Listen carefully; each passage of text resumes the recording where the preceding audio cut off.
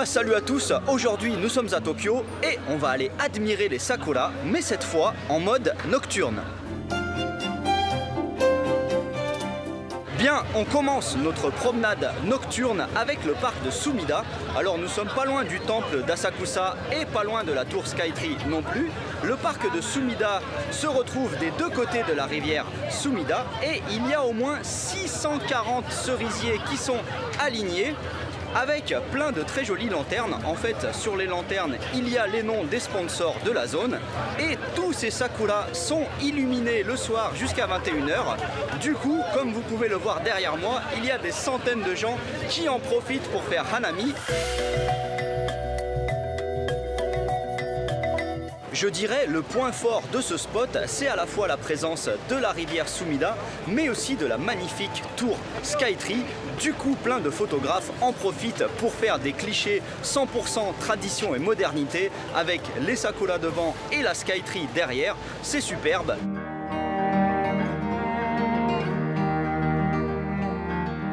On enchaîne avec mon spot préféré pour les sakuras en nocturne à Tokyo, Chidori Gafuchi. Alors en fait, nous sommes près du palais impérial de Tokyo et sur les bords de ce palais, il y a des douves qui ont été construites vers la période Edo, il y a plus de 300 ans.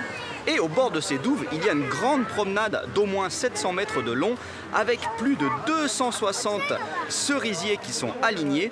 Et le plus beau, c'est que certains de ces cerisiers, leurs branches semblent plonger directement dans l'eau, c'est splendide. Et là, vous voyez autour de moi, lorsqu'on est au pic de floraison, on a l'impression d'être sous un véritable tunnel de sakura. Et moi, ce que je préfère, c'est lorsqu'il y a une bourrasque de vent, il se met à neiger des sakuras, c'est magique.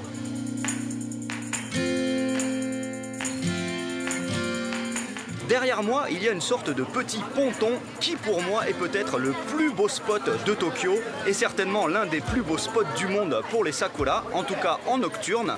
Alors l'après-midi, on peut monter sur des petites barques pour aller se promener vers les cerisiers, mais le soir on ne peut pas, mais c'est pas grave parce que la vue depuis le ponton est absolument somptueuse. C'est un endroit de rêve pour les photographes, les caméramans et bien sûr pour tous les touristes. Voilà, je ne vais pas vous mentir, les endroits comme Chidori Gafuchi, c'est gavé de monde.